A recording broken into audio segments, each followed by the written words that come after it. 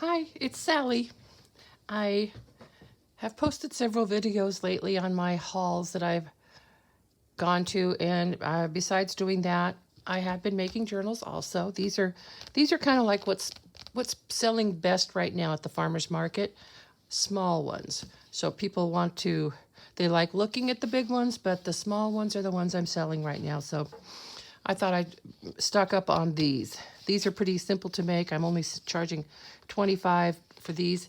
And so they are a collage cover, just lots of interesting papers, but without the embellishments. And so this one here is very similar, same thing. Lots of papers and not really tags or anything in them. This one I put 35 on. It's bigger, and it also does have a few tags in it, but lots of writing space too. I think that's I would call that a journaling card actually. And a few pockets with some ephemera in them, and an envelope with another journaling card in it. Sort of made the back look like a postcard, but it's not. I just put this stamp on there that was already attached to that, and some text stamp there. And add a little extra paper there just because it's kind of like make it more writing space. So those are what I've made for this week. I think I sold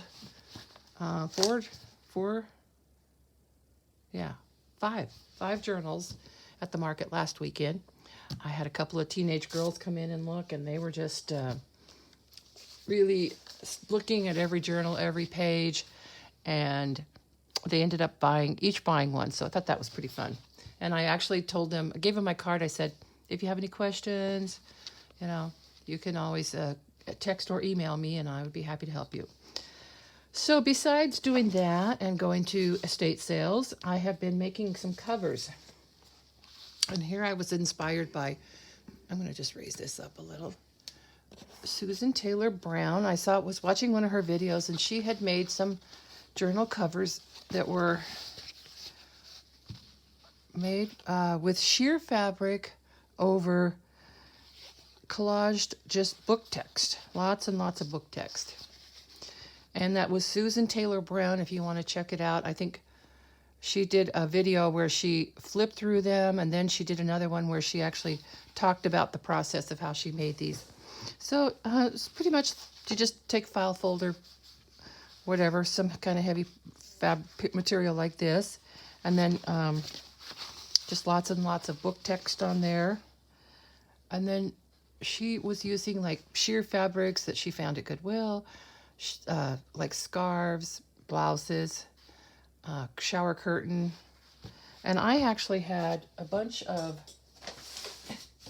let me just show you. I have a bunch of this. I got one of those rugs at Five Below that you can take apart. It's kind of like a rag rug. And I have a whole bunch of that kind of fabric. So I used it on these covers. So this is like separate pieces here and then just stitched. And I thought that came out really nice. So this one would be a small size with inside pockets. And I think I'm going to put something here to cover up either fabric or some pretty paper, because I don't like the stitching showing that much. So here's another little one I made. Just different. This is all from those rugs. There's some really neat fabrics in there. Here's another small one. You see the text? It really makes an interesting cover. The text kind of reinforces it, makes it a little stiffer, and then the fabric, it shows through. So this one here, you can't really see the text all that well, but there you can see it.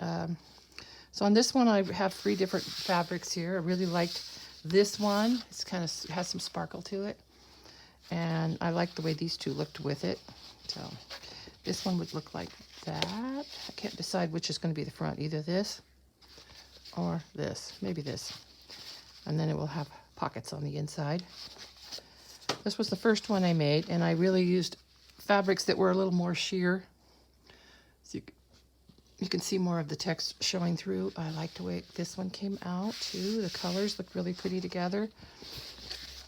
And you know, those rag rugs that they come from India, I seriously think that it's sari silk.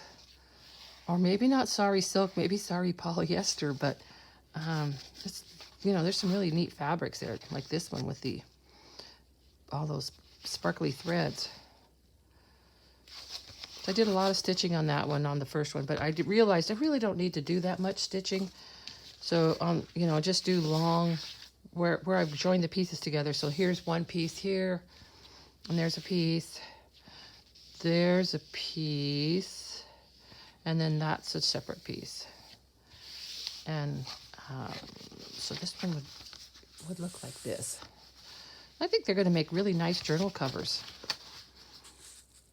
So they were a lot of fun to make. I think they're really pretty. Something very different for me. And so then to fill up all those journals, I need paper. And I love to use hand-dyed paper. So this is what I've also been working on the last 2 days is, I don't know if I could show you how much this is, but this is all paper that I just recently dyed and dried.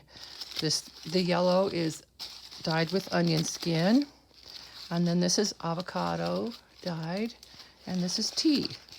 And I don't use coffee, I use tea. I like the smell of the tea dyed paper.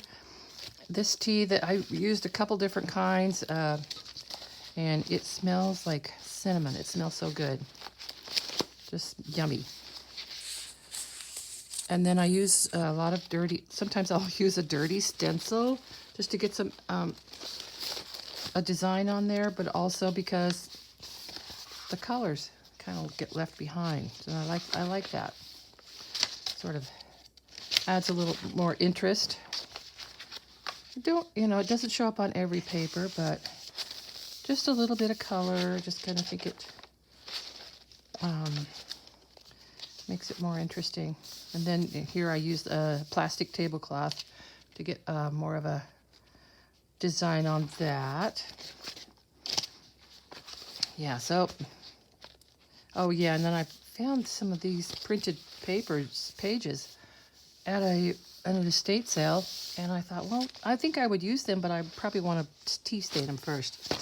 So anyway, lots of paper, new covers, and I'm ready to roll. I'll be working hard this week and next week, putting more stuff in my market, farmer's market. Thanks for watching.